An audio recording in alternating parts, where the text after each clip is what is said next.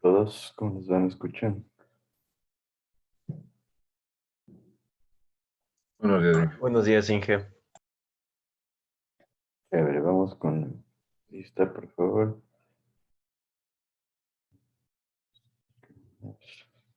Está Erika Almeida. Buenos días, Inge. Presente. Buen día, Nicolai Aulestia. Presente, Inge. Y Melanie Borges. Presente, Inge, buenos días. Buen día, Gregory Borja. Presente, Inge, buenos días. Buen día, Javier Cabascango. Presente, Inge, buenos días. Buen día, Manuel Cando. Presente, Inge, buenos días. Buen día, Diego Cárdenas. Buenos días, profe, presente. Buen día, Andrea Chico. Presente, Inge, buenos días. Buen día, Gonzalo Echeverría. Presente, Inge, buenos días. Buen día, Luis Enríquez. Presente, Inge. Buenos días. Buen día, Diego Enríquez. Presente, Inge, buenos días. Buen día, David Espinosa. Presente, Inge. Buenos días. Buen día, Carla Flores. Presente, buenos días. Buen día, Victoria González. Presente, Inge. Anthony Guerrero. Buenos días, Inge, presente. Buen día, Nicolás Herrera. Buen día, ingeniero. Buen día, Francisco Herrera. Presente, Inge, buenos días. Buen día, Salomón Jaya. Presente, Inge. Buenos días. Buen día, David Lukmania. Presente, Inge, buenos días. Buen día, Yaciel Narváez. Presente, Inge, buenos días. Buen día, Wilson Obando. Buenos días, ingeniero. Buen día, Leandro Ordóñez. Presente, ingeniero, buenos días. Buen día, Jennifer Pillajo. Camila Remache. Presente, Inge, buenos días. Buen día, John Salazar. Profe, buenos días. Buen día, Doménica Toro. Presente, Inge, buenos días. Buen día, Sandra Viera. Presente. Luis Villamarín. Presente, ingeniero, buenos días. Buen día. Listo, entonces. Bueno, justo estaba poniéndoles un trabajo, que sería el del último bimestre. Quiero que lo hagan en dos tandas. Está como trabajo, orificios y vertederos. Sería el trabajo para el último bimestre, en donde estaría la última unidad contemplada. Y entonces quisiera que este trabajo lo hagan en dos entregas, de tal manera que podamos tener para el día jueves, antes de nuestra clase, un avance. Y para el día lunes 29, que me parece con ustedes deberíamos tener el examen. La verdad, hasta ahora no nos dicen nada en la universidad. Está bastante lento, diría yo, el proceso, porque no nos han dado instrucciones acerca de los exámenes finales, pero el examen en teoría debería estar para el lunes, a menos de que nos digan alguna otra cosa diferente. Entonces, este trabajo es un trabajo de consulta acerca de estos temas, que debido a los feriados nos tocará verlos un poco rápido,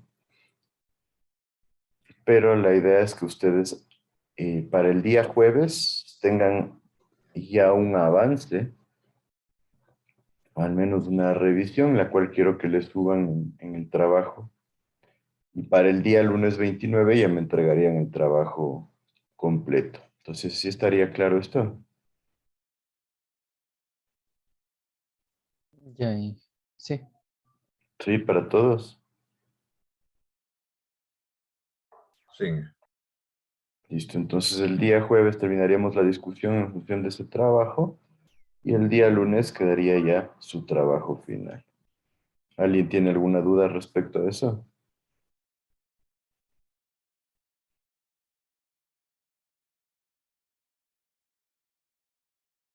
No, Inge.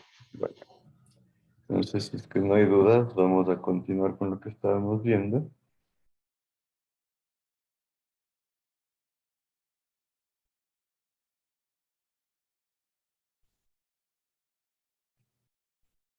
Para avanzar un poco rápido esta parte de la materia.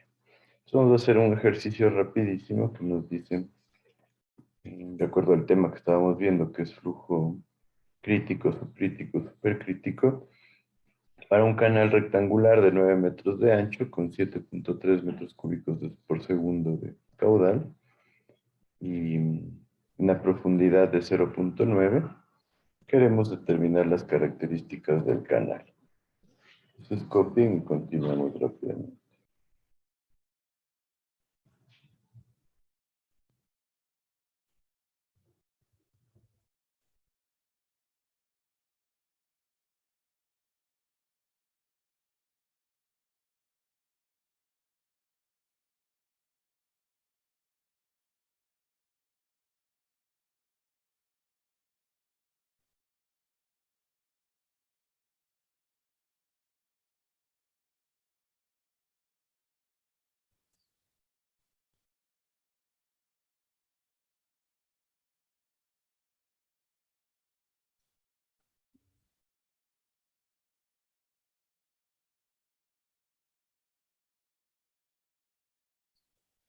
Entonces, ayúdame, David Espinosa, ¿cómo deberíamos hacer los cálculos de aquí? Ya tengo las ecuaciones ahí. Nos pide la energía específica y si es que el flujo es subcrítico o supercrítico.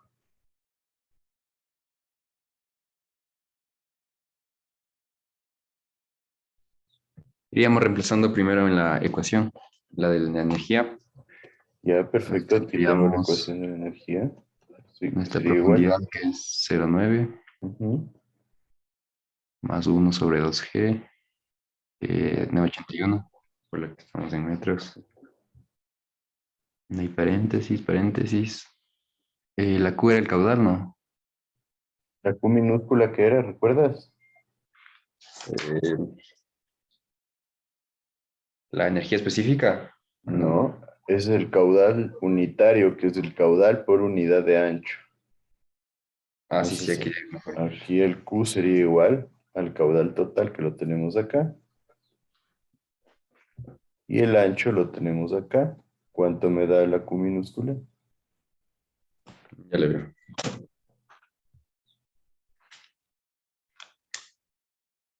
0,81.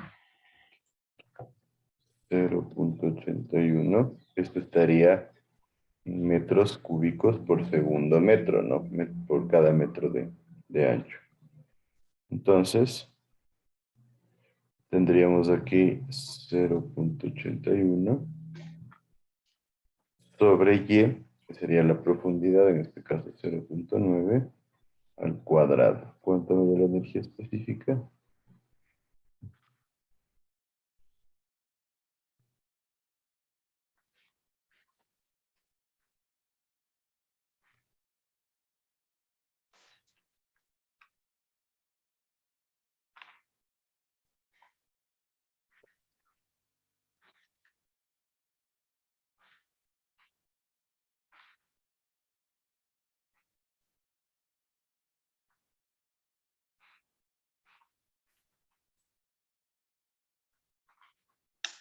Me da 0,94. 0.94. Esto estaría dado en metros de columna de agua. Listo, tengo la energía específica. Después me pide determinar si el flujo es crítico, supercrítico o subcrítico. ¿Qué debería ser?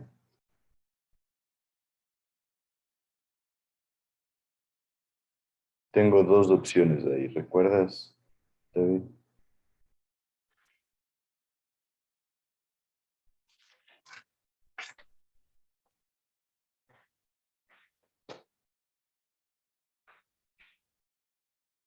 ¿Recuerdas cuáles eran las dos opciones? No, estoy revisando. Tal vez el número de fraude. Perfecto, el número de flujo es lunar. ¿Y la otra cuál sería? Nuestra profundidad crítica. Sacar la profundidad crítica y comparar con la profundidad a la que nos dice que está moviéndose el agua. Entonces, ¿cuál sacamos primero? Sería fraude porque tenemos todos los datos. Ya, flood es igual. Tengo la velocidad. Ah, no, no tenemos la velocidad. A ver. ¿De dónde puedo No, sí, sacar sí. la velocidad? 7.3 dice. ¿No Eso es es del caudal. 7.3? Ah, Este no, es es el caudal. caudal. ¿De dónde sacamos la velocidad? De la fórmula del caudal. ¿Cuál? ¿Cuál forma?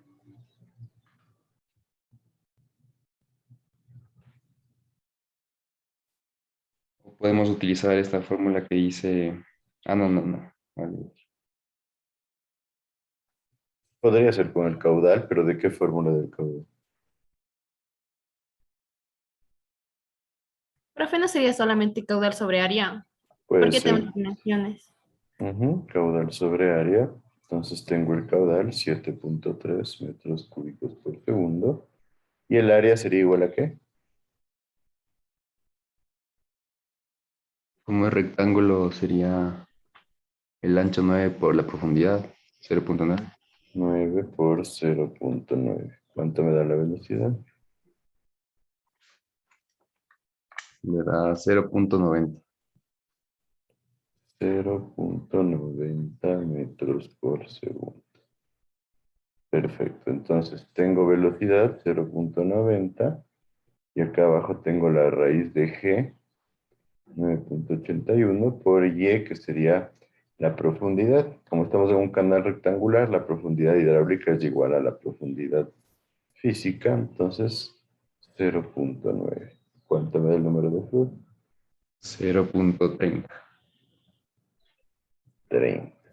¿Qué pasa con este número de flujo? ¿Qué significa?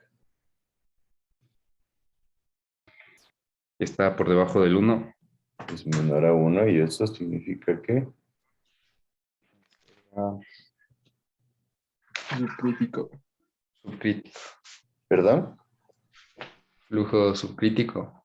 Flujo subcrítico. ¿Qué significa eso? Que tenemos una baja velocidad, 0.90 no es una velocidad muy alta, y tenemos una alta altura. Aquí tenemos 90 centímetros de profundidad. Entonces, flujo subcrítico. Y ahora la otra opción que barajábamos nosotros es comprobar la profundidad crítica, que vemos que es 2/3 de la energía específica. Entonces aquí tendríamos que la profundidad crítica es 2/3 de 0.94, que me da igual a cuánto. 0.63. 0.63. ¿Con qué comparo esos 0.63? Con nuestra profundidad. Con nuestra profundidad de 90. Entonces 0.9 es mayor que 0.63. ¿Qué significa eso? Que tengo más sección transversal que la crítica y por ende tengo flujo subcrítico. Si estaría claro ahí entonces las razones y relaciones que hay que hacer. ¿Perdón? ¿En qué unidades va el caudal crítico? El caudal crítico no existe ese concepto. Perdón, o sea, el caudal con la Q minúscula, ¿cómo se llamaba? Este es el caudal unitario. Unitario. Este va a estar dado, a ver, lo que estamos haciendo es dividir metros cúbicos por segundo sobre metros. Entonces nos quedaría en metros cuadrados por segundo, pero la unidad no se la ve así, sino se la ve como metros cúbicos por segundo por cada metro de ancho. ¿Sí? Porque al final es un caudal. ¿Sí está claro ahí? Ya. Sí, gracias, Inge. Perfecto. Entonces, ¿alguna otra duda? Inge, ¿cuándo sería flujo supercrítico? Cuando nuestra profundidad crítica sería mayor a la... Cuando nuestra profundidad crítica sería menor. Mira, aquí te dice que tienes 90, que es mayor a los 0,63, que es la profundidad crítica. Entonces, cuando la profundidad que la que estemos trabajando sea menor a la profundidad crítica, ahí sí nosotros tenemos flujo supercrítico. Ya. ¿Alguna otra duda? Inge, disculpe, yo tengo una pregunta, pero creo que está un poquito fuera de lugar. El caudal, me acuerdo que yo en la anterior clase hice un ejercicio con el caudal, con una fórmula diferente. ¿Cómo sabemos cuándo usar esa fórmula o cuando usamos la fórmula normal del caudal? La fórmula diferente, ¿cuál? La de Manning. No recuerdo, déjame revisar. Porque en la anterior clase vimos la mayor cantidad del tiempo esto, ¿no? ¿Qué sucede? No? Son ecuaciones que se pueden complementar. Cuando tienen velocidad y tienen área, es mucho más fácil calcular el caudal directamente. De ahí la ecuación de Manning nos ayuda a obtener ya claramente cuál es el caudal en función de las características que son el coeficiente de Manning, que nos da unidad de la rugosidad del conducto, el radio hidráulico, que nos relaciona el área y el perímetro mojado, y la pendiente, que es la que nos da el flujo. Pero claro, como aquí ya tenemos el caudal, podemos calcular directamente la velocidad. O si tendríamos la velocidad, ya, es como que ya tendrías la ecuación de Manning resuelta, ¿no? Porque la ecuación original de Manning es velocidad es igual a 1 sobre n por radio hidráulico a la 2/3 por gradiente de energía a la 1/2. Entonces, si ya tienes como dato la velocidad, tú ya tienes resuelta esta ecuación. Entonces ya puedes calcular el caudal directamente. Y lo mismo, si esta ecuación la dejamos en función del caudal, simplemente sería caudal sobre área. Y si ya tengo el caudal, estaría resuelta la ecuación y por eso puedo utilizar esta ecuación de acá. Ya, listo. Muchísimas gracias, Inge. Esa era mi duda. Todo depende de los datos que nosotros tengamos. ¿Sí? ¿Alguna otra duda, alguien más? Si tienen dudas, pregunten, porque en realidad este es algo que van a usar de manera básica a lo largo de toda la carrera, ¿no? Porque siempre van a necesitar calcular caudales, siempre van a necesitar determinar velocidades y normalmente siempre queremos saber si estamos trabajando en flujo subcrítico o supercrítico.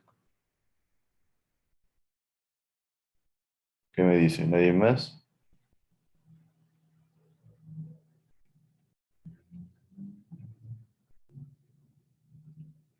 Bueno, espero que esté comprendido. Esta parte es importante dentro de lo que es nuestra carrera. Entonces, si alguien tiene dudas, me las avisan, no hay problema. Y no se olviden, siempre se cumple que cuando tenemos nosotros un estado de flujo crítico, la profundidad crítica va a ser los 2/3 de la energía específica total y el restante tercio corresponde a la carga de velocidad. Entonces, ahora como estamos un poco apretados de tiempo, vamos a continuar con lo que es el último tema de la unidad 3, que es flujo gradualmente variado. Entonces, el flujo gradualmente variado es parte de lo que ya hemos visto, ¿no es cierto? Recuerdan que nosotros ya empezamos a hacer revisiones del flujo uniforme, el flujo permanente, y ahí veíamos que hay el flujo variado, el flujo no permanente, y decíamos que el flujo variado es el flujo en donde nosotros tenemos una velocidad que no es constante, una velocidad variable. También se le conoce como flujo no uniforme. Y dentro del flujo no uniforme tenemos el flujo rápidamente variado y el flujo gradualmente variado, de donde el flujo rápidamente variado es un flujo que tiene un cambio de velocidad muy rápida, como por ejemplo en el resalto hidráulico que lo acabamos de ver. Si recuerdan, en el resalto hidráulico se genera bastante turbulencia, se genera pérdida de energía y ahí tenemos una relación con la variación de velocidad. Mientras que en el flujo gradualmente variado, nosotros lo que tenemos es un cambio gradual de velocidad. Entonces, mientras que un flujo rápidamente variado es un flujo que se produce de manera local, de manera inmediata, en una zona específica, tal cual como en el resalto hidráulico, ¿no es cierto? En el resalto hidráulico tenemos alta velocidad, de repente turbulencia, y en esta zona ya se produjo el cambio de velocidad. Entonces se genera rápidamente. Mientras que en el flujo gradualmente variado se puede generar durante una longitud más o menos grande. Entonces, cuando hablamos nosotros de un flujo gradualmente variado, vamos a hablar de que tenemos un flujo permanente, o sea, el caudal es constante, con una profundidad que va a variar suavemente a lo largo del eje de un canal. Entonces, cuando decimos variar suavemente, significa que se empieza a generar un cambio tanto de velocidad como de succión transversal de manera paulatina. Entonces, ya no tenemos un movimiento uniforme, sino que las pendientes, la sección transversal, me refiero a las pendientes del nivel del agua, la sección transversal, la velocidad y la línea de energía van a ir generando variación. Por eso nos dice que la superficie libre, el fondo y la línea de energía van a presentar diferencias. Entonces, el flujo gradualmente variado es un flujo que se produce de manera común en lo que es la naturaleza. Podríamos decir que de los flujos más comunes que se presentan. Y tenemos una variación gradual de la profundidad del flujo, una variación paulatina, y una variación de la velocidad y la superficie libre. Entonces, nosotros podemos generar una formulación de esta variación y nos basamos en la ley de conservación de masa. Entonces, en esencia, vamos a ver que hay varias opciones en cuanto a estas variaciones del flujo gradualmente variado. Y en esencia podemos obtener las relaciones y poder definir el perfil de la superficie libre. Entonces, como hipótesis general, dentro del flujo gradualmente variado, tenemos que la pérdida de carga en una sección va a ser la misma que correspondería al flujo uniforme, que tuviese la misma velocidad y el mismo radio hidráulico que la sección mencionada. Entonces nos dice que para analizar las pérdidas de carga podemos hacer el mismo análisis que en un flujo uniforme con características similares. Entonces, utilizamos para el flujo libre, para el flujo gradualmente variado, las ecuaciones típicas de flujo uniforme como la de Manning y Shesy. Todo esto nace de esta hipótesis, entonces sabemos que no es del todo cierto, pero la aproximación es bastante buena. Entonces tenemos una distribución de presiones hidrostática. Como parte del análisis se genera un flujo paralelo. ¿Qué significa eso? Que las líneas de flujo se van a mantener paralelas como están aquí graficadas. La variación del tirante va a ser gradual, va a ser suave y en consecuencia la curvatura debería ser pequeña. Entonces aquí tenemos como parte del análisis de la hipótesis diferentes flujos en donde hay un flujo convexo. Como vemos, las líneas de flujo se mantienen paralelas. Un flujo cóncavo, de igual manera, y un flujo uniforme que tendría las velocidades constantes. Entonces nos dice que en el flujo convexo, la fuerza centrífuga actúa en sentido contrario a la gravedad. ¿Por qué? Porque en este flujo convexo nosotros tenemos un máximo, un nivel máximo. Entonces, tenemos que la fuerza que nos genera el movimiento está contraria a la gravedad en una zona del flujo. Entonces, nos dice que la presión resultante es menor a la que tendríamos en flujo uniforme.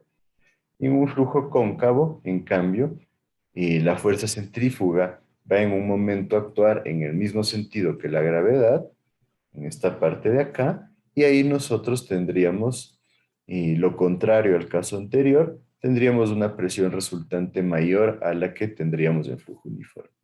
Entonces, en esencia nos está diciendo que cuando tenemos un flujo en la parte inicial del flujo convexo, aquí estamos actuando de manera contraria a la gravedad, por lo cual las presiones que tenemos aquí van a verse reducidas, mientras que en un flujo cóncavo tenemos aquí la resultante de la fuerza centrífuga hacia el mismo sentido que la fuerza de gravedad y sí genera un incremento de presiones. Entonces, situaciones que hay que considerar. No es un incremento demasiado importante, pero hay que tenerlo en cuenta. Entonces, cuando tenemos un canal prismático, la sección depende de una geometría clásica como un rectángulo, trapecio, triángulo, pero en esencia, cuando tenemos un río, nosotros ya no tenemos un canal prismático, sino tenemos una sección compuesta, podríamos llamarle, en donde nosotros, en algunos casos, podríamos tener inclusive variación de coeficientes de rugosidad. Entonces, nos dice que cuando consideramos el coeficiente de rugosidad constante a lo largo del escurrimiento, o sea, del flujo, vamos a considerarlo independiente del tirante. Y después, la distribución de velocidades va a ser invariable. Entonces, cuando hablamos del coeficiente de Coriolis, vamos a hablar de un coeficiente de Coriolis constante, en donde las secciones transversales van a mantener el coeficiente de Coriolis constante a pesar de que tenemos una variación de la velocidad media. Esto simplemente son las bases teóricas, que las vamos a ver un poco rápido. Y vamos a decir que en función de que si la pendiente del canal es pequeña, que en la mayoría de casos es así, recuerden que hablamos de pendientes de porcentuales o valores por 1000. Entonces, nosotros vamos a decir que la profundidad se va a mantener igual, ya se considere una profundidad vertical o normal al fondo del canal. ¿Por qué hace la variación entre estas dos? Porque podemos hablar de la profundidad vertical o de una profundidad normal al fondo del canal. Entonces vamos a decir que como cuando hay pendientes muy bajitas, nosotros asumimos que se mantiene ya sea igual siendo vertical o normal al fondo del canal debido a que estas pendientes no son muy pronunciadas. Nosotros además no consideramos el aire incorporado. El aire incorporado son burbujas que se nos suelen generar como atrapamiento del aire y se generan como parte del flujo. Entonces pueden generar un incremento de tirante, un incremento de la altura del agua, debido a que a veces hay una gran cantidad de aire atrapado que se refleja en el flujo como espuma. Y nos dice que normalmente este atrapamiento de aire se presenta cuando tenemos alta velocidad, especialmente cuando tenemos velocidades mayores a 6 metros por segundo. De aquí nos indica acerca de en un canal con pendiente grande, nosotros podríamos tener una forma de este tipo en lo que es la presión de la corriente, o el punto de la corriente, donde el ángulo θ nos daría la pendiente, y nosotros ya tendríamos una diferencia entre lo que es las cantidades tanto de flujo como de altura y presiones que se generan en el eje vertical que en el eje normal a lo que es el fondo del canal. Entonces, claro, cuando la pendiente es pequeña, nos dice que desaparece el aire incorporado, pero cuando ya tenemos una pendiente más grande, una velocidad más grande, ya se empieza a generar variaciones en lo que es el tirante total debido a este atrapamiento del aire.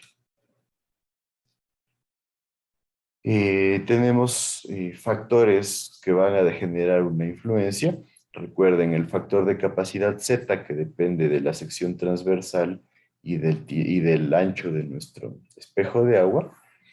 Y tenemos el factor K, que el factor K viene a ser una constante en donde tenemos un factor de capacidad, tenemos el área y el radio hidráulico, pero en esencia lo que nos da es que el caudal va a depender de estos valores constantes y de la pendiente elevada a un factor, Este factor normalmente va a ser un medio y es el que nosotros hemos venido trabajando en la ecuación de Manning. Entonces, esta es la parte teórica. Y aquí tenemos, por ejemplo, ya el primer ejemplo de un flujo gradualmente variado, que es cuando nosotros consideramos un vertedero dentro de un canal. El vertedero más simple es un vertedero de pared delgada. Entonces, ¿cuál es el efecto de un vertedero en un canal? Aquí tengo en línea entrecortada la profundidad normal del canal. Aquí está I sub n. ¿Recuerdan? La profundidad normal del canal es la profundidad que nosotros vamos a tener cuando el canal fluye de acuerdo a su radio hidráulico, a su gradiente y a su coeficiente de Manning. Entonces podemos calcular la pendiente normal en función de la ecuación de Manning. De repente, si yo le coloco un vertedero, ¿cuál es el efecto del vertedero? Se genera un incremento de altura debido a que el vertedero empieza a generar una especie de reservorio aquí. No es un reservorio propiamente dicho, pero el efecto directo es incremento de altura. Entonces, desde más acá se empieza a producir un incremento de altura hasta que llegamos a la altura máxima y de repente sobrepasa el vertedero, se genera una altura contraída y empieza a vertirse el agua después del mismo. Entonces, este es el efecto típico del vertedero, donde nos dice que se genera una corriente peraltada en donde la profundidad se vuelve mayor a la profundidad normal. Obviamente tenemos como peraltada una corriente donde se incrementa la profundidad del agua. Entonces, ¿cómo viene dada este resultado de esta altura? Como un incremento de la sección transversal y aquí un decremento de velocidad, o sea, baja la velocidad. Entonces tenemos un incremento paulatino de altura y un decremento paulatino de velocidad. ¿Estaría claro? Este es uno de los ejemplos más comunes de un flujo gradualmente variado. ¿Sí me siguen con esto? Sí. Entonces, un vertedero genera un flujo gradualmente variado en la gran mayoría de casos. También, por otro lado, nosotros podríamos tener una caída brusca en donde nosotros lo que vamos a tener es un flujo. Aquí está nuevamente entrecortada la pendiente normal del canal y de repente tengo la caída. Esta caída genera que en esta zona de aquí se produzca una alta velocidad, un incremento de velocidad, y aquí tendríamos normalmente un flujo rápidamente variado, pero hasta llegar a esta zona, nosotros tenemos un decremento de la profundidad y un incremento de la velocidad paulatino, que también representa un flujo gradualmente variado. ¿Sí? Porque se genera esta variación a lo largo de una longitud que es más o menos grande dependiendo del efecto que se genera y obviamente de la altura normal que tenemos en el río o en el canal. A este ejemplo se le conoce como una corriente deprimida. Entonces recuerden, tenemos una corriente peraltada cuando tenemos un incremento en profundidad y decremento de velocidad, y una corriente deprimida cuando tenemos un decremento de profundidad y un incremento de velocidad. Entonces hay muchas formas de generarse flujo gradualmente variado. Entonces, por ejemplo, nos dice cuando tenemos un canal o río que desemboca en el mar, se producen corrientes alternadas y que algunas van a ser peraltadas, otras van a ser deprimidas. También cuando hay una curva en empalme, cuando estamos generando una pendiente, cuando nosotros tenemos también un obstáculo dentro de un canal. Entonces vamos a decir que se suele tener dos denominaciones, se llama también aparte de una corriente aperaltada, un río se le conoce cuando la profundidad es mayor a la profundidad crítica, ¿sí? Algo similar a lo que veíamos en una corriente aperaltada, solo que ahí la comparábamos con la profundidad normal, mientras que aquí nosotros al río le llamamos cuando tenemos profundidades mayores a la profundidad crítica. Recuerden, la profundidad crítica es la que genera flujo crítico. Entonces nos dice que en un río el tirante va a ser mayor que el tirante crítico y en un torrente vamos a tener lo contrario, algo similar a lo que veíamos anteriormente, pero enfocado a la profundidad crítica. Nos dice que el torrente es cuando la altura del agua varía gradualmente menor a lo que es la profundidad crítica. Entonces, dentro de un río nos dice que la velocidad de propagación de las ondas va a ser menor que la velocidad promedio que tiene el río normalmente. Y en los torrentes va a ocurrir totalmente lo contrario. La velocidad de propagación de una onda va a ser mayor que la velocidad promedio de la corriente.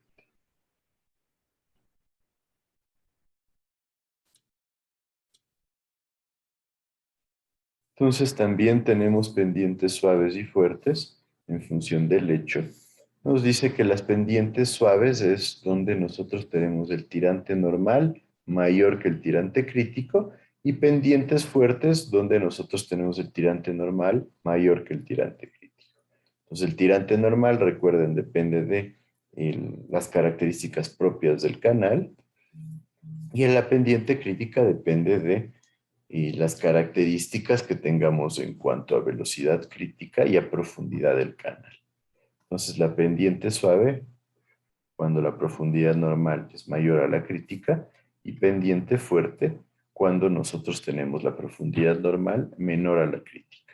Entonces aquí ya se empieza a generar una denominación. Ya vamos a ver para qué nos sirve esta denominación.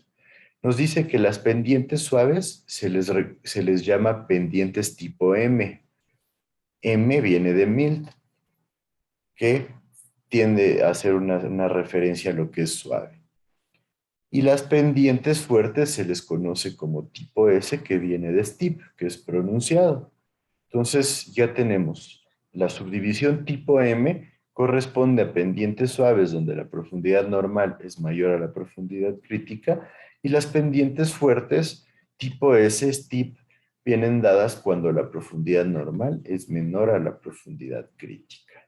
Entonces esto genera una división y un agrupamiento de estas características. Entonces aquí tenemos un movimiento gradualmente variado, tenemos la profundidad, tenemos la carga de velocidad y la energía, en este caso energía total que tendríamos o altura total. Tenemos nuestra variación delta X, el sentido del flujo. Aquí vemos que la línea de energía tiene una pendiente diferente a la superficie libre del agua y diferente a la superficie del fondo. Entonces, vemos, ¿no es cierto? Aquí tenemos una carga de velocidad alta y esa carga de velocidad va reduciéndose también conforme aquí se produce una reducción de la profundidad. Entonces, aquí en esencia tenemos cómo se comportan las características del flujo gradualmente variado y cómo nosotros vamos teniendo una diferencia entre tanto la línea de energía como la superficie del agua y la superficie del fondo. Entonces tenemos la ecuación dinámica del flujo gradualmente variado que sale de la ecuación de Bernoulli, donde tendríamos que la energía total es igual a la carga geométrica más la profundidad por el coseno del ángulo teta, que es el que nos da la pendiente, más un coeficiente alfa por la carga de velocidad. Entonces se deriva la ecuación y tendríamos aquí la pendiente de fondo, como vemos acá en el gráfico. Tenemos la pendiente de fondo SO y SF es la variación con la que nosotros vamos a tener en el flujo o en el comportamiento del flujo gradualmente variado. Entonces, tenemos variación de fondo y variación de energía. Si nosotros hacemos un delta y respecto a X, como va variando la profundidad del agua, conforme nosotros tenemos un avance del agua, vamos a obtener que tenemos la variación en la pendiente de fondo menos la variación de la pendiente de energía sobre 1 menos el número de Froude al cuadrado. Entonces el número de Froude se lo puede dejar de esta forma en función del caudal, del ancho de la superficie, de la gravedad y de la sección transversal.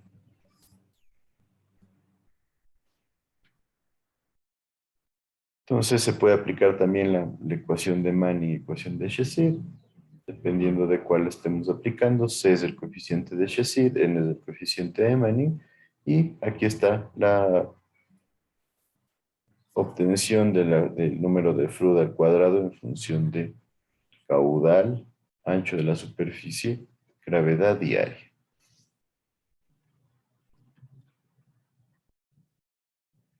Entonces, aquí tenemos lo que son expresiones relacionadas al flujo gradualmente variado, en donde nosotros tenemos el factor de sección, que recuerden es el que depende del área y del ancho de la superficie, y nos dice que cuando estamos en condiciones críticas, el factor de sección crítica puede depender del caudal y de la gravedad.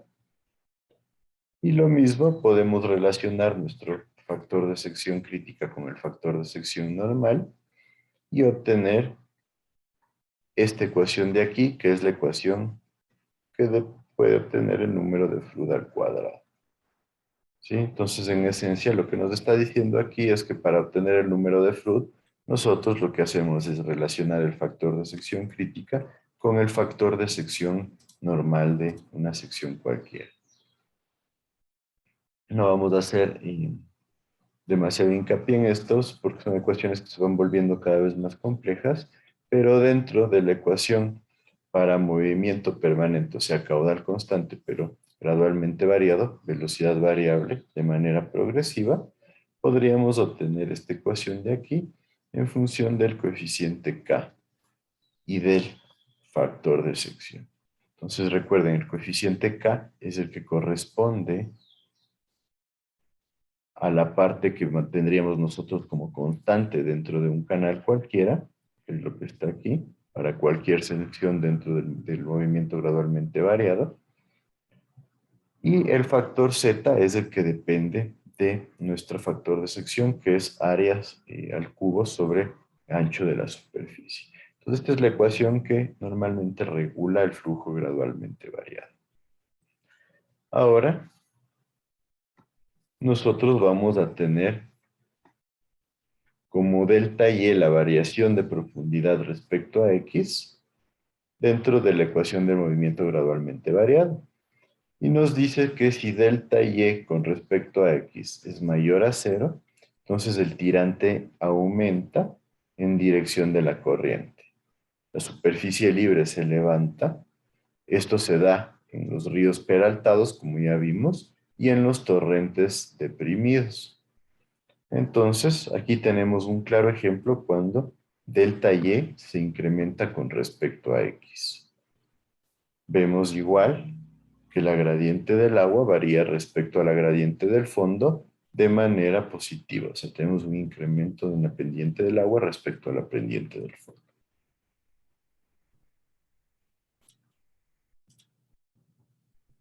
Y por otro lado nos dice que cuando tenemos que delta Y con respecto a X es menor a 0, el tirante Y va a disminuir respecto a la dirección de la corriente, la superficie libre va a descender, o sea, tenemos nosotros una pendiente negativa para la superficie del agua respecto a la pendiente del fondo, y nosotros tendríamos esto en ríos deprimidos y en torrentes peraltados. Recuerden, ríos, nosotros hablábamos cuando teníamos, ¿recuerdan? ¿Qué me dices de Eric Almeida?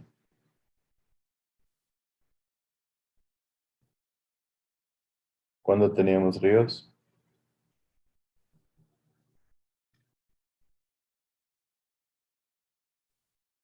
Eric.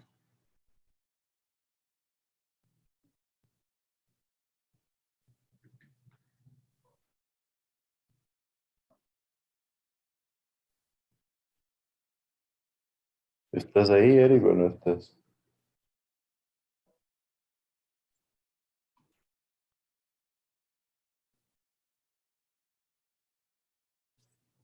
Si alguien no me responde, es como que no estudié. Es que sí está, Inge, pero parece que no le va el micrófono, porque inclusive prendió la... A ver, entonces Salomón Jaya, ¿recuerdas cuál es la Aló. diferencia? A ver, ¿Aló, profe? Eric. Ajá. Ya, profe, perdón, no sé qué pasa con el micrófono. Me dijo de los ríos deprimidos, ¿verdad? Sí, ¿qué sería un río primero y por qué deprimido? Un río deprimido no son los que tienen una pendiente alta. Pero primero, ¿cuál sería un río? Un flujo. Dentro de la división que nosotros hicimos. Eh,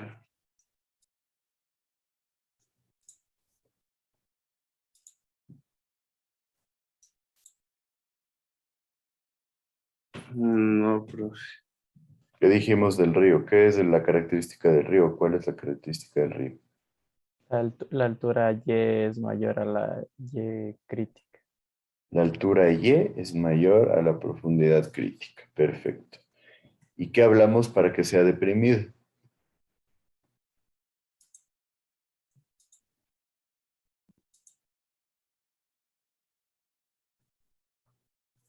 Mm, Es al contrario. Es diferente. Deprimido significa que la profundidad Y es menor a la profundidad normal. Entonces, esta de aquí es la profundidad Y. ¿Dónde estaría la profundidad crítica en este caso, Eric?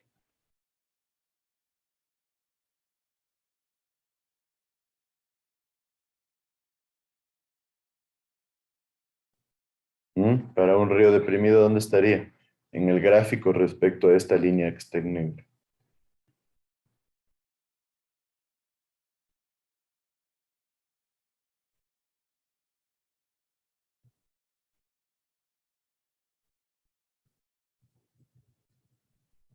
Aquí está clarito. ¿Cuál es el razonamiento?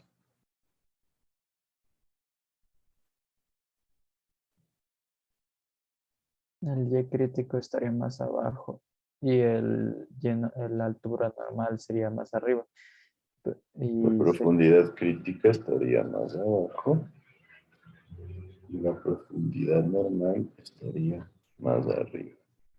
En este caso, ahí tendríamos un río deprimido. ¿Sí está claro?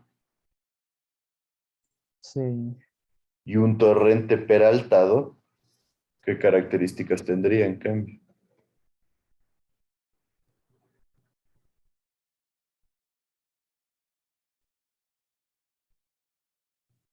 ¿Mm? Debe ser al revés.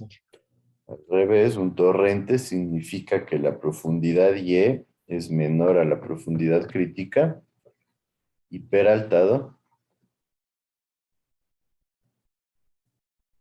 significa que nosotros vamos a tener una profundidad Y mayor a la profundidad normal. Entonces, estaríamos hablando que Y tiene que ser menor a la profundidad crítica. La profundidad crítica podría estar ahí. Y la profundidad normal debería estar más abajo que Y. Entonces, si está clara las características, entonces nos dice que cuando nosotros tenemos un delta Y con respecto a X menor a cero, el tirante va a disminuir en sentido de la corriente, como estábamos aquí, vemos que hay una disminución de Y, y esto se produce cuando tenemos un río deprimido o un torrente peraltado. ¿Sí estaría claro ahí este tipo de división? ¿Qué me dicen? sí, Inge, yo le quería preguntar, también ahí Ujú. se toma en consideración lo de las pendientes fuertes y pendientes suaves, porque él estaba viendo y como se puede decir de que en este caso ahorita con lo del torrente peraltado la pendiente sería fuerte, En este, ¿por qué sería fuerte la pendiente? que el Y crítico es mayor al Y, o sea, la altura crítica, la profundidad crítica es mayor a la profundidad normal. Tenemos la profundidad crítica mayor a la profundidad normal. Entonces tenemos una pendiente tipo S o fuerte. Perfecto. ¿Sí? Entra y ya vamos a ver luego que esto nos sirve para generar una clasificación del flujo gradualmente variado. ¿Sí está claro ahí? Sí. Sí. Para el resto, que es importante aquí entender esto bien. Bueno, tomémonos unos 3 minutos así rapidísimo para continuar, por favor.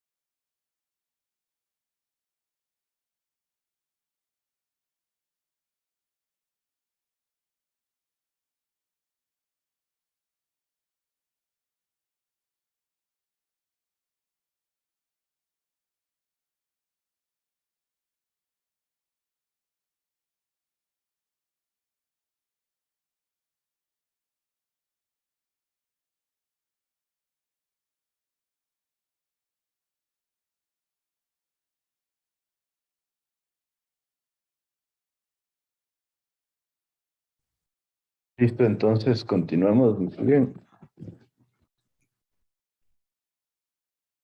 Sí. Listo, entonces, dentro de lo que estábamos viendo,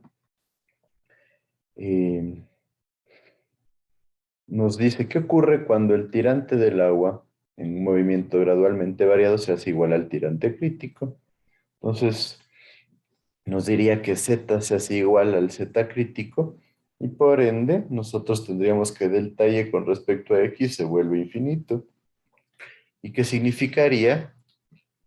Que la altura Y del agua obviamente va a ser igual a la profundidad crítica y nos dice que nosotros deberíamos tener algo más o menos así, donde tengo la profundidad crítica y se va a igualar la profundidad crítica con Y, se genera una intersección aquí y nos dice que las proximidades del tirante crítico, vamos a tener que Y va a ser igual a Y subcrítico y tenemos una gran curvatura y ya no se vuelve válida la hipótesis del movimiento gradualmente variado. Entonces, cuando nosotros tenemos un choque o un cruce entre el tirante crítico y la profundidad del agua Y, o sea, se igualan, en teoría llegamos a un punto de que ya no estamos solo en flujo subcrítico o solo en flujo supercrítico, nosotros vamos a tener que se dejan de cumplir las hipótesis que nosotros hemos visto para flujo gradualmente variado. Entonces ya no podríamos utilizar las ecuaciones que hemos visto para movimiento gradualmente variado en estas inmediaciones. ¿Qué significa eso? Que los análisis las vamos a hacer solo cuando estamos trabajando con Y subcrítico o Y supercrítico. ¿Y qué ocurre si nosotros tendríamos que la profundidad del agua es igual a la profundidad normal? Tendríamos que la variación de Y con respecto a X se vuelve igual a 0. Entonces, la superficie se vuelve paralela al fondo y por ende tenemos un movimiento uniforme. Entonces, la velocidad es constante. Si estaría claro estas deducciones, la pendiente de fondo se vuelve la misma que la pendiente del agua. ¿Sí está claro ahí? ¿Qué me dice?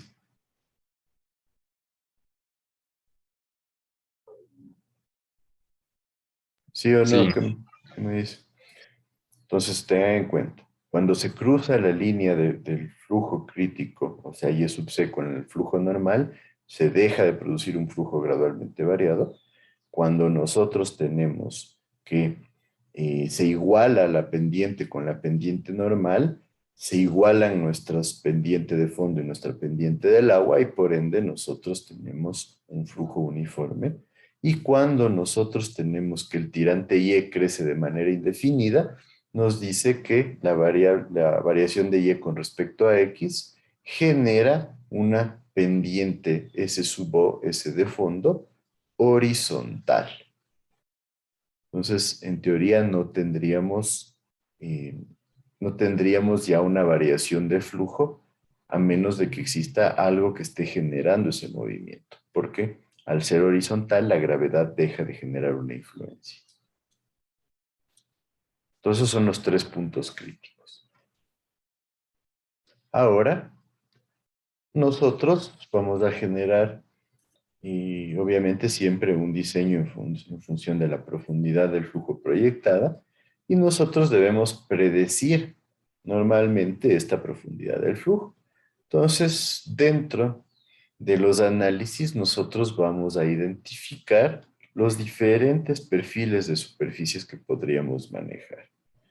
Obviamente para los flujos gradualmente variados, en función de la relación que tendría la profundidad del agua con las profundidades críticas y normales, algo así como lo que acabamos de conversar nosotros hace algún momento. Entonces,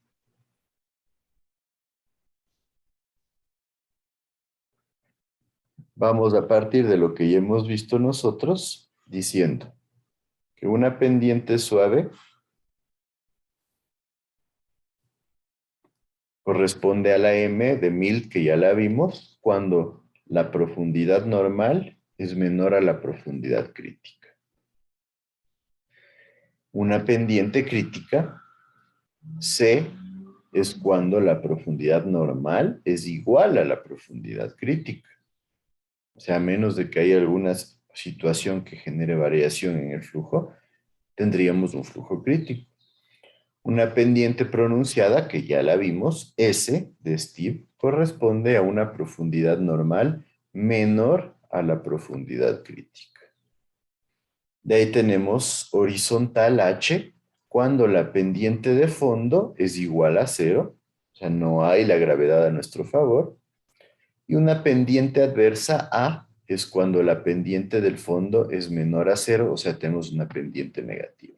Entonces tenemos una pendiente pronunciada, fuerte, una pendiente crítica, cuando estamos en condiciones normales con flujo crítico, una pendiente suave M, una pendiente horizontal cuando no hay la gravedad a nuestro favor y una pendiente adversa cuando estamos en contra de la dirección normal del flujo.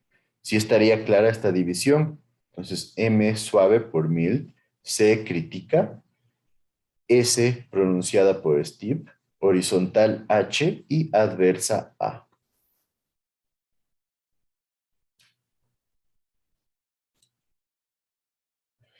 Entonces, en función de esto, nosotros vamos a definir ciertas zonas. Entonces, estaríamos hablando de la posición relativa respecto al tirante crítico, al tirante normal. Entonces, nosotros vamos a distinguir tres zonas. Primero, la zona 1, cuando la profundidad del agua es mayor a la profundidad crítica y mayor a la profundidad normal, nos dice que el tirante del movimiento gradualmente variado, Y, va a ser mayor a estas dos alturas.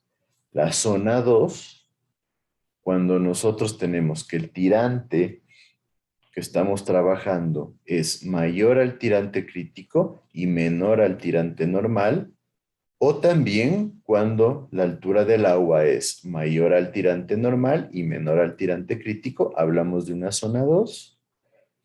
Y hablamos de una zona 3 cuando la altura del agua es menor al tirante crítico y la altura del agua es menor al tirante normal. Entonces esas son las tres zonas que nosotros destacaríamos. ¿Sí está claro? Entonces por un lado tenemos el tipo de pendiente y por otro lado tenemos la zona. 1, 2 y 3. 1 cuando es mayor a todo, la Y. 3 cuando es menor a todo, la y 2 cuando está en el medio de las dos alturas. Entonces, nosotros tendríamos la designación de los números como una indicación de la posición inicial de la superficie libre de líquido. Y podríamos decir que tenemos una división clara entre estas clases en función de lo que es pendiente y lo que es zona. Entonces nosotros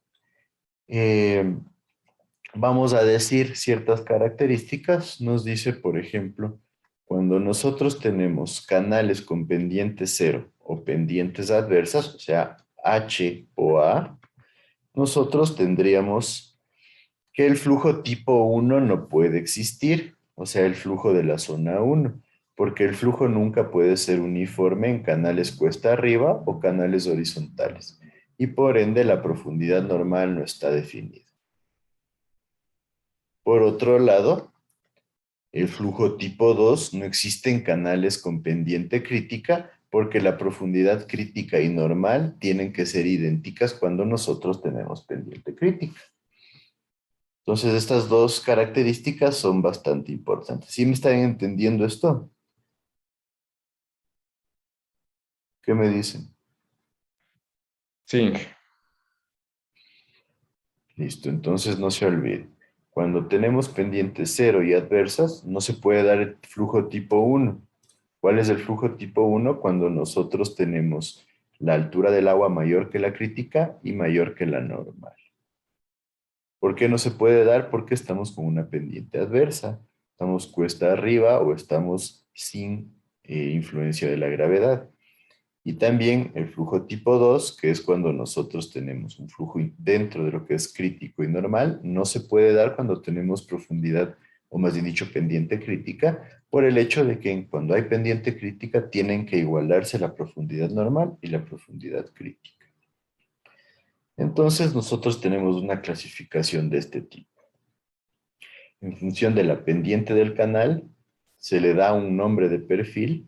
Tenemos la profundidad del flujo, el número de Froude y la pendiente del perfil. Y aquí tenemos cómo se comportaría la superficie. Entonces, ¿qué nos dice? Tenemos una pendiente suave, M, ¿no es cierto? Una pendiente que baja más o menos como tenemos aquí. La pendiente suave significa que la profundidad crítica es menor a la profundidad normal y por ende la profundidad, o más bien dicho, la pendiente de la base es menor a la pendiente que nosotros tenemos en el flujo. ¿Cómo vamos a tener la notación del perfil? Pues como un perfil M1, o sea, mild dentro de la zona 1, M2, mild en la zona 2, y M3, mild en la zona 3. Entonces, eso significa para M1, yo voy a tener que la profundidad normal es mayor a la profundidad crítica y que la altura del agua es mayor a la altura normal. ¿Qué significa? Como yo tengo una altura mayor a la altura normal y también va a ser mayor a la altura crítica, yo voy a tener un número de Froude menor a 1, estaría trabajando en un flujo subcrítico y la pendiente del perfil, como varía delta Y con respecto a X, va a ser mayor a 0. O sea, tenemos un crecimiento. Aquí está el flujo. Nosotros tendríamos flujo M1, un incremento de pendiente, ¿sí? Se genera un incremento de Y. Tenemos un flujo tipo M1. Por otro lado, podría tener un flujo M2 cuando la pendiente crítica es menor a la pendiente del flujo y es menor a la profundidad Y sub n, siendo Y sub n mayor a Y sub c, o a la crítica, tendríamos un número de Froude menor a 1. ¿Por qué? Porque la crítica está menor a la Y, entonces tenemos flujo subcrítico. El delta Y con respecto a X es menor a 0, y entonces tenemos M2 cuando se produce una disminución de la profundidad del agua, como tenemos en este gráfico. Y una M3 cuando hablamos de una Y, una profundidad del agua menor a la profundidad crítica, y en este caso tendríamos que la profundidad normal es mayor a la profundidad crítica, pues estaría así. El número de Froude es mayor a 1 porque tengo menos altura que la crítica. Estoy hablando de un flujo supercrítico que está subiendo en velocidad. Y la delta Y con respecto a X es mayor a 0, o sea, se incrementa la altura y se produce un flujo de este tipo. ¿Sí? Bajo la profundidad crítica, flujo supercrítico. Y aquí arriba tenemos flujo subcrítico. ¿Estaría claro cómo se produce la división de estas pendientes? ¿Qué me dicen?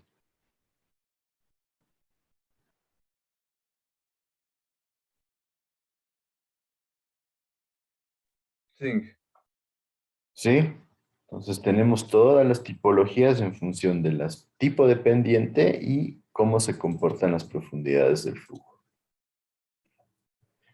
Aquí tenemos una profundidad pronunciada, steep, S, donde tenemos que la Y crítica va a ser mayor a la profundidad normal, la pendiente de fondo va a ser menor a la profundidad, a la pendiente superficial, y tendríamos igual 3 perfiles, S1, S2 y S3. S1, la profundidad del agua es mayor a la crítica. ¿Qué tendríamos aquí? Un número de Froude menor a 1, flujo subcrítico. Delta Y con respecto a X es mayor a 0, es positivo, entonces incrementa el nivel del agua como tenemos aquí. Sobre el flujo crítico, flujo subcrítico. El caso S2, la profundidad del agua se encuentra mayor a la normal, pero menor a la crítica. Como es menor a la crítica, también número de Froude mayor a 1, flujo subcrítico. delta Y con respecto a X es menor a 0, si delta Y con respecto a X es menor a 0, nosotros tendríamos que empieza a decrecer la profundidad del agua como tenemos aquí.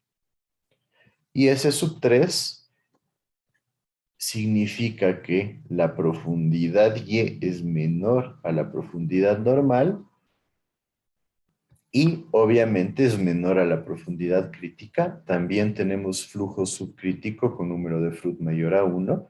Delta Y con respecto a X es positivo y tenemos un incremento, como estamos aquí, bajo la profundidad normal del agua.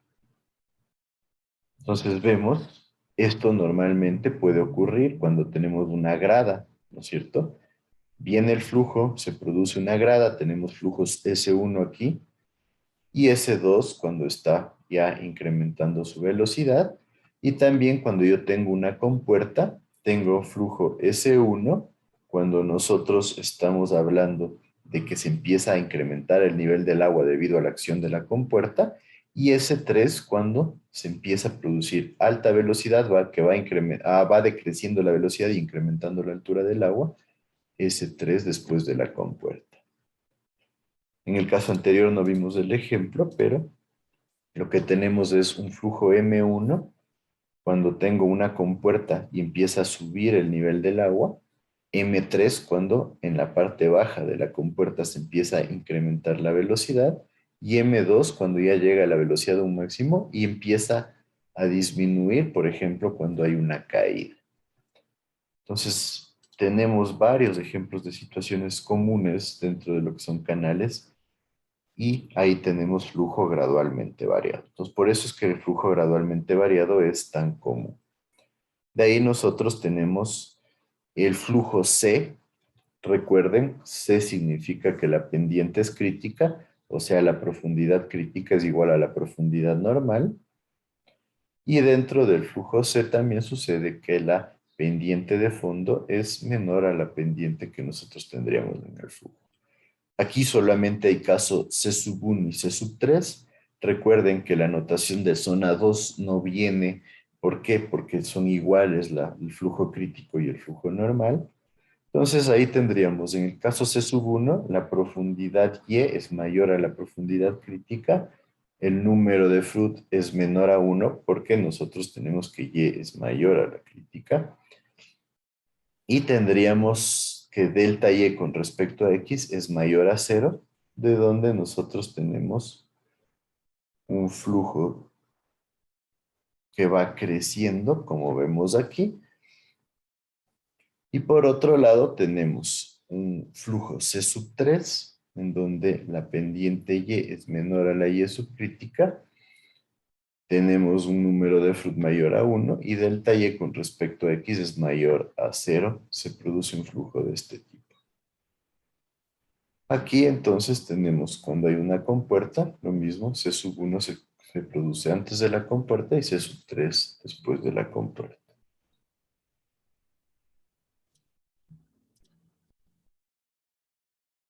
Acá tenemos por otro lado lo que es la pendiente horizontal, en donde nosotros en pendiente horizontal tendríamos que la profundidad normal tiende al infinito porque no hay ningún tipo de fuerza que genere que el flujo se mueva. La pendiente SO es igual a 0, es totalmente horizontal, la pendiente de fondo. Nosotros tendríamos un perfil H2 y un perfil H3, en donde nosotros diríamos que cuando la profundidad de Y es mayor a la profundidad crítica, nosotros vamos a tener un número de Froude menor a 1, delta Y con respecto a X es menor a 0, y tendríamos el flujo H2 decreciente, como está aquí, y el flujo H3, donde la profundidad es menor a la profundidad crítica, tenemos un número de Froude mayor a 1, flujo supercrítico, delta Y con respecto a X es mayor a 0 y se produce un incremento. Entonces tengo un flujo supercrítico y un flujo subcrítico.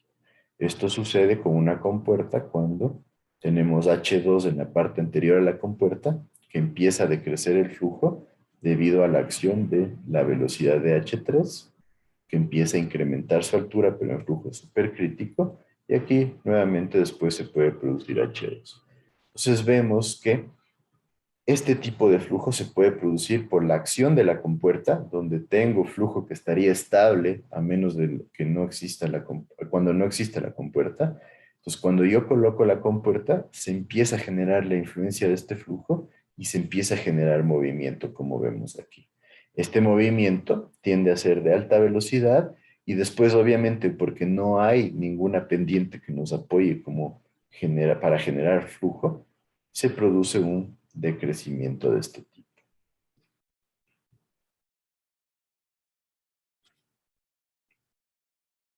Y cuando tenemos pendiente adversa, tipo A, nosotros ya estaríamos hablando de un caso similar al de pendiente horizontal.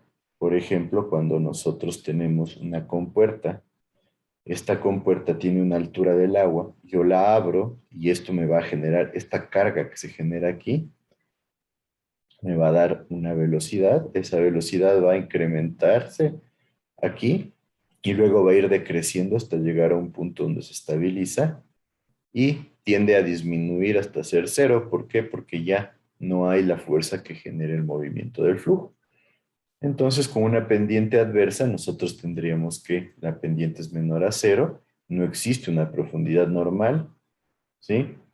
Y tendríamos una notación A2 y A3. A2 cuando Y es mayor a la crítica, número de Froude es mayor a 1, menor a 1, perdón, tendríamos un flujo subcrítico con delta Y con respecto a X menor a 0, o sea, se empieza a decrecer la altura del flujo, como estamos viendo aquí.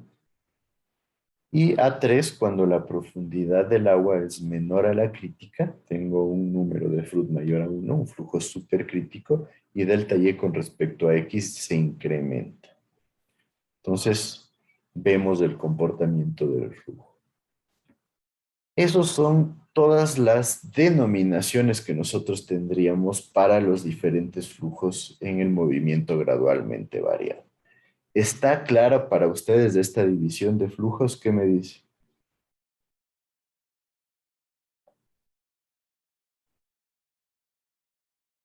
Sí. ¿Seguro? Sí. Sí. Yo sé que es un poquito larga esta parte, pero es más fácil de comprenderla analizándola así. Y ahí nosotros vamos a ver que son posibles todos estos casos, algunos más comunes que otros. Por ejemplo, los críticos no suelen ser tan comunes.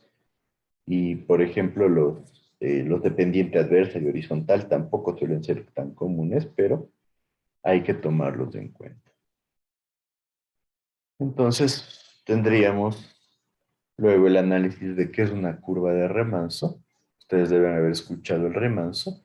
Y en esencia vamos a decir que el remanso es cuando nosotros tenemos un movimiento gradualmente variado, pero que nosotros generamos una resolución de este movimiento gradualmente variado en función de que nosotros tenemos una variación lenta.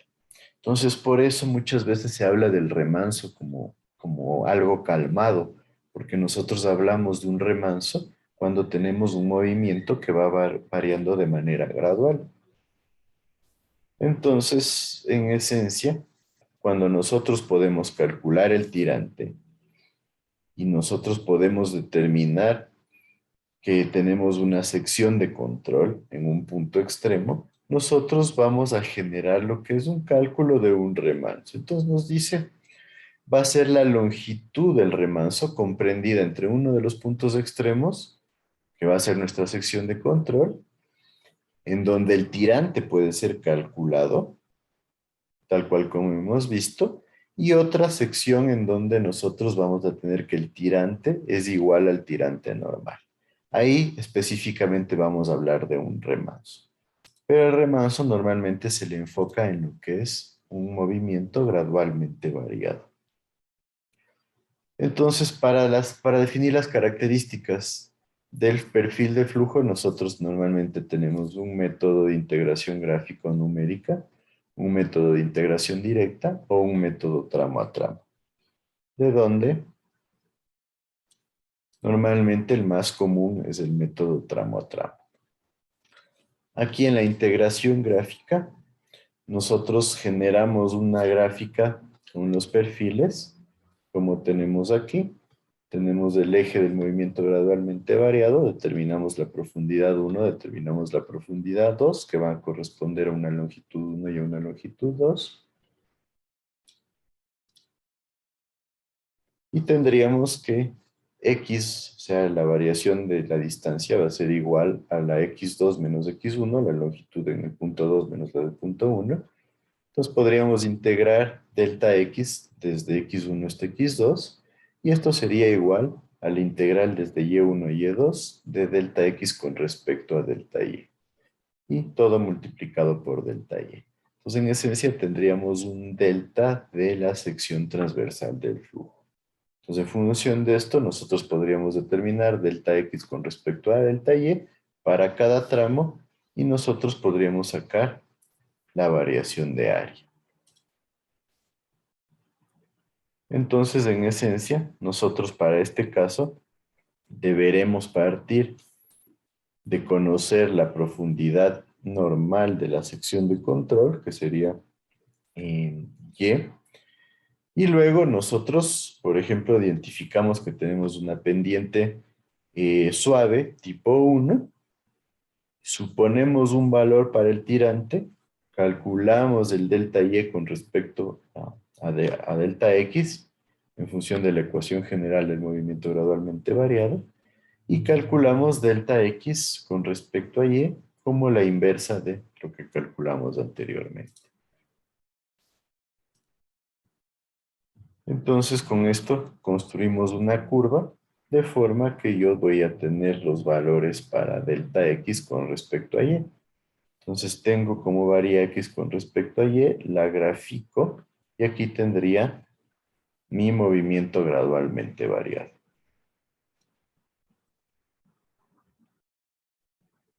Entonces puedo sacar el valor de x con función del área comprendida entre las curvas.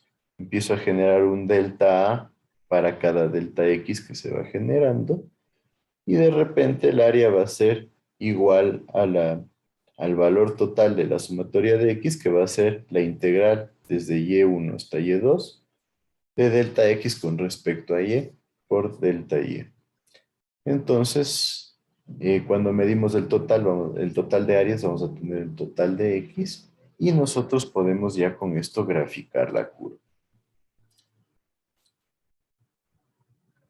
Entonces, en esencia,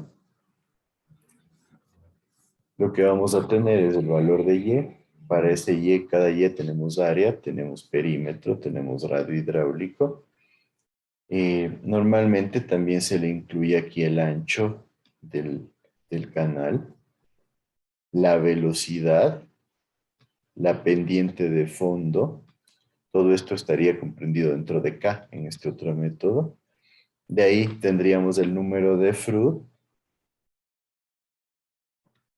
A veces se le coloca como el número de Froude al cuadrado también. Esto estaría dado en el otro método mediante la Z. Recuerden, el factor de sección va estrechamente relacionado con el número de Froude. Después sacamos delta X con respecto a Y. En el otro sacamos primero delta Y respecto a X, después delta X respecto a Y. Con eso sacamos el delta X total como el delta de área total, y finalmente el X. Entonces, cada sección nace de un valor de Y. El área perímetro va a depender de este valor de Y. Y después determinamos el valor de X. Entonces, cuando ya tenemos Y y tenemos X, nosotros podemos dibujar X y Y, obteniendo ya nuestra curva que se conoce como una curva de remanso.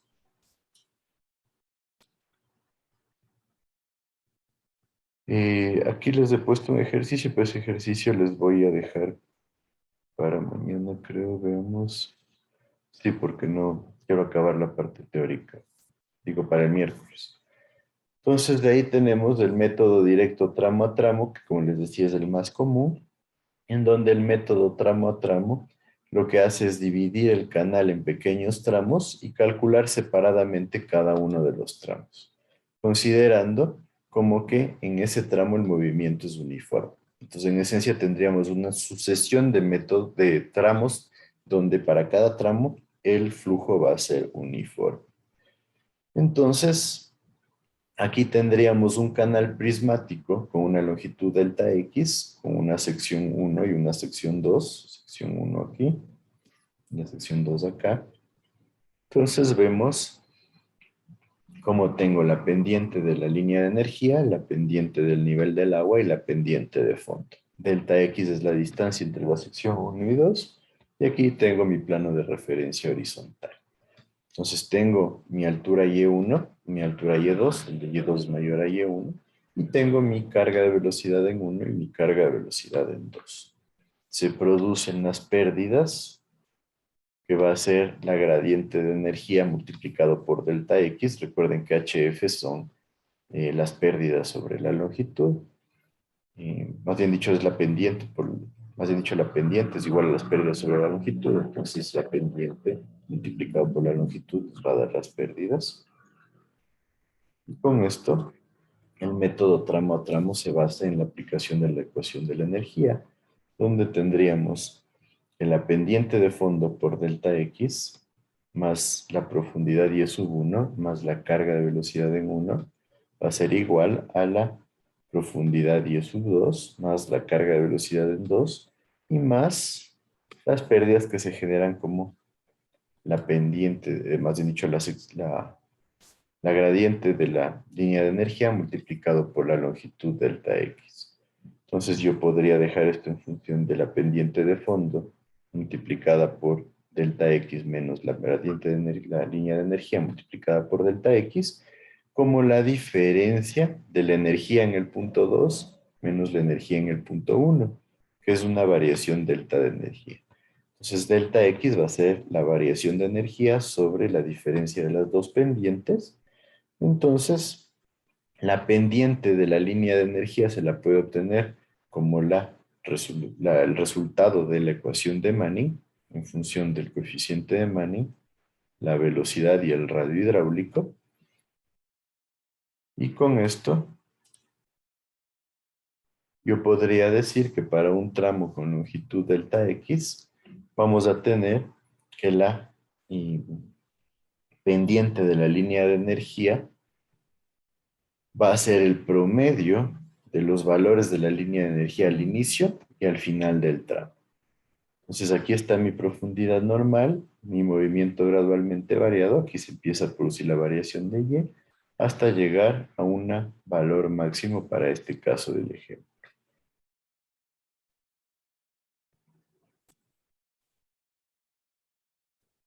Entonces, lo que se debe hacer es empezar el cálculo por la sección extrema aguas abajo, en donde nosotros tenemos el máximo valor o mínimo valor para el tirante dependiendo del caso. Entonces, aguas abajo estaríamos hablando en este gráfico, este punto, tenemos una Y mínima, en otros casos podríamos tener una Y máxima, y nosotros decimos que partimos de este punto. Después, en esencia, generamos, asignamos, más bien dicho, valores a la altura Y para llegar hasta el extremo que nosotros estaríamos diciendo que es nuestra profundidad normal. Entonces vamos a ir generando valores cada cierta longitud, desde el punto máximo o mínimo hasta el punto normal. Entonces, las ecuaciones nuevamente que vamos a manejar es ecuación de radio hidráulico, ecuación de velocidad en función de caudal y área, ecuación de carga de velocidad, la energía específica como profundidad del agua más carga de velocidad, la diferencia de energía específica, la pendiente de energía que se la puede obtener en función de la ecuación de Manning. La pendiente para un tramo dado promedio va a ser igual a la pendiente de la energía inicial más la final sobre 2. Y la distancia delta X va a ser la variación de energía sobre la resta de la pendiente de fondo menos la pendiente de energía. Esas serían todas las ecuaciones que nosotros tenemos manejadas. Entonces, la pendiente de fondo por delta X más la energía en el punto 1 va a ser igual a la energía en el punto 2 más la energía, la pendiente de la línea de energía promedio, que sería promedio al inicio y al final del tramo, multiplicado por delta X. Entonces yo lo voy a obtener de esta manera como el valor de la pendiente de la línea de energía promedio igual a la pendiente del lado inicial más la del lado final, perdón, sobre 2. No se olvide. Y en función de eso calculo delta X. Entonces voy a tener como dato la profundidad del agua, cómo va a ir variando, el área de la sección transversal, el perímetro mojado, el radio hidráulico, en función de área y perímetro, la velocidad de la sección, la energía que voy a tener para cada punto, y en función de eso tengo la pendiente de fondo, la pendiente de energía, perdón, la variación de energía que se va a generar, como el delta E, el valor promedio, que sería este de aquí, y en función del valor promedio voy a tener el delta X. Entonces yo puedo hacer una tabla en donde voy calculando todos los valores de delta X, que van a ser los correspondientes a Y, y en función de delta X y Y, yo puedo generar el cálculo de mi pendiente o de mis puntos para mi flujo gradualmente variado. Entonces, aquí tenemos estos datos que sería para determinar la altura de cada punto del movimiento gradualmente variado, en donde yo quiero que ustedes hagan estos dos ejercicios para el día miércoles, ¿sí? Tanto para un método como para el otro, el método de la pendiente más el método del tramo a tramo. Y el día miércoles trataríamos de terminar este tema y de empezar con el siguiente. ¿Sí estaríamos claros hasta ahí? ¿Qué me dicen? Sí. Sí. Entonces quiero que me hagan esos ejercicios, tienen aquí resueltos, y quisiera que ustedes lo vayan entendiendo, lo conversamos rápidamente el día miércoles. Y para el día jueves, como ya estamos tan cerca del examen final, tengan en cuenta que con ustedes el examen final en teoría va a ser el lunes. Espero que esta semana ya nos manden un correo desde la facultad para saber los horarios, si están a disposición nuestra como docentes o si ellos van a definirlo como lo hicieron el semestre pasado. Entonces, en función de eso estaríamos observando cuándo tenemos nuestro examen. Pero para poder hacer la revisión total de lo que nos faltaría, que es una parte muy, muy cortita en unidad 4, les voy a pedir que el día jueves complementemos nuestra clase, que es de 1 hora, y la hagamos en 2 horas, ¿sí? Para empezar desde las 7 hasta las 9. Ustedes no tienen clase a las 7, ¿verdad? Sí, Sí, tenemos. tenemos. Sí, ¿Tienen tenemos 1 hora? clases. La segunda hora sí tenemos, profe. ¿A las de 7 a 8 tienen clases? Sí, Sí. de Sí, reposición de sí. materiales. Bueno, entonces me va a faltar 1 horita para tratar de complementar. Veamos, Gonzalo, vele para ver cómo nos podríamos organizar y tener simplemente una clase rápida final para complementar lo que nos faltaría en la materia. ¿Sí? Listo. Entonces veamos lo que es el ejercicio para el día miércoles. Avanzamos el día miércoles ya con un poco de la unidad 4 y de esta manera nosotros ya estamos prácticamente acabando la materia. Entonces, ¿alguna duda que tengan?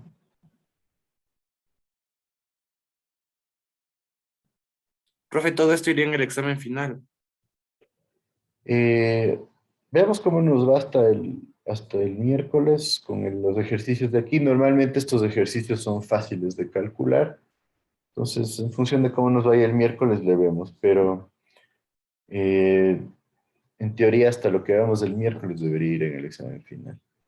Ya lo de la última unidad, que es más cortito, solo la parte teórica. Inge, el último examen, igual van a ser con el otro curso o va a ser individualmente. Con el otro, es que no es lo que no nos han aclarado nada. En teoría hay 2 cursos más. Entonces, la verdad, nos dijeron al principio del semestre que capaz que debería ser el mismo día, pero no sabemos si tiene que ser el mismo examen. Y ya tuvimos un problema el semestre pasado porque un docente no acabó la materia, entonces en función de eso, no sé, nos tocó tomar exámenes diferentes. La verdad, no nos han aclarado nada, entonces en función de eso, eh, nosotros tendríamos que ver qué pasa, la verdad. Ahí ya va un poquito más allá de mis manos. Inge, Entonces, y ajá. en el caso de que usted haga su propio enseño, va a ser como las anteriores veces, teórico y práctico, dos exámenes diferentes. No, es que siempre tiene que ser teórico y práctico separado. Así está en el programa microcurricular. Ya listo. Entonces, como les digo, lo que podría variar es la forma en que se tome el examen.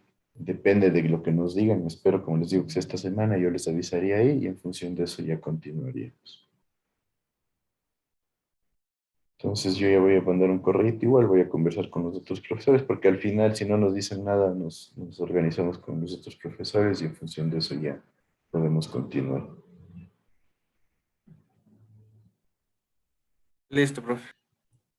Ya. Entonces, si no hay más dudas, vamos a quedar ahí. No se olviden, estos dos ejercicios para el día miércoles y, y el jueves tienen el trabajo, que es un trabajo no muy largo. Lo que quiero es que ustedes tengan claro todas las condiciones y características de orificios y vertederos para revisarlas y en función vamos a hacer una clase un poco enfocada a preguntarles y a ver qué es lo que ustedes han investigado acerca de los temas. Inge, Ujú. pero disculpe, dijo que iba a ser un trabajo como de dos partes, o sea, ¿ya está incluida las dos partes o esa es, digamos, como que la primera parte? Eh, las- ¿A qué te refieres con dos partes? Es que al inicio de la clase comentó que era un trabajo de dos partes, entonces por eso le comentaba.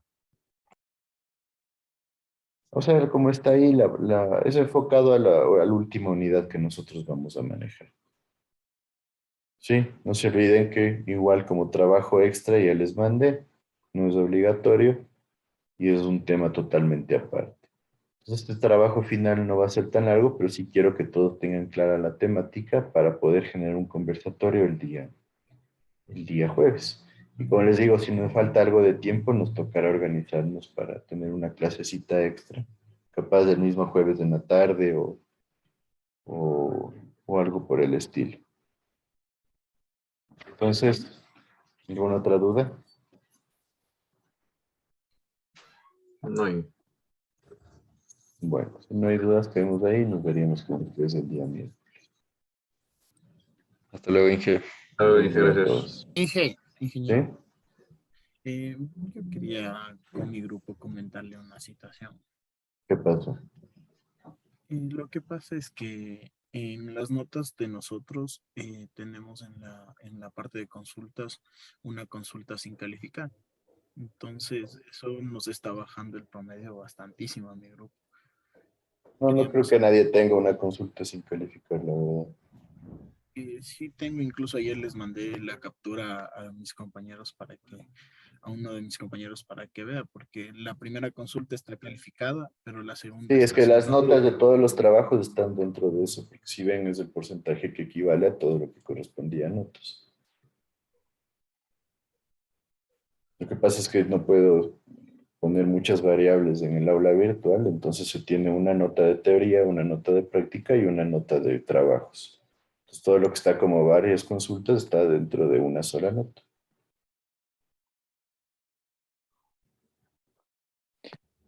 Inge, pero Ujú. ¿y por qué, o sea, tenemos 30/50 en eso de consultas si le hemos presentado todo y todo lo que nos ha pedido está hecho en los trabajos? Tendría que revisar específicamente cuáles son sus trabajos, ¿no? Pero ahí sí Por favor, depende de la O sea, calidad de los trabajos que me han mandado. por favor, Inge. Lo que pasa es que, bueno, en mi es- caso, a mí me falta un poco para pasar a este cuarto parcial, aunque quiero seguir estudiando, pero eso sí me afecta a mí bastante, porque si no, sí llegaría.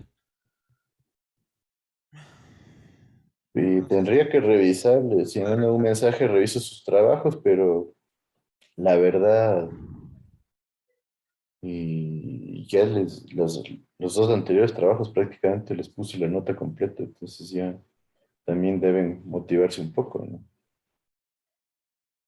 Entonces, en función de eso podría revisar, pero la verdad no es que les prometo que van a tener una mejoría. Por eso les he dado el trabajo extra para que ustedes, los que necesiten, se pongan a hacerlo y dependiendo de la calidad de que me entreguen el trabajo, va a tener la nota extra que les ofrecí. Que eso también significa no significa que con que entreguen el trabajo van a tener la nota extra, ¿no? Tiene que ser algo bien hecho. Sí, sí, que solamente queríamos tener una como retroalimentación para saber, porque teníamos 30 nada más, para no cometer los mismos errores en el siguiente trabajo, nada más. Entonces, mándenme un mensajito más luego para poder revisarlo y ahí les doy la retroalimentación. Ya dije, muchas gracias. Listo.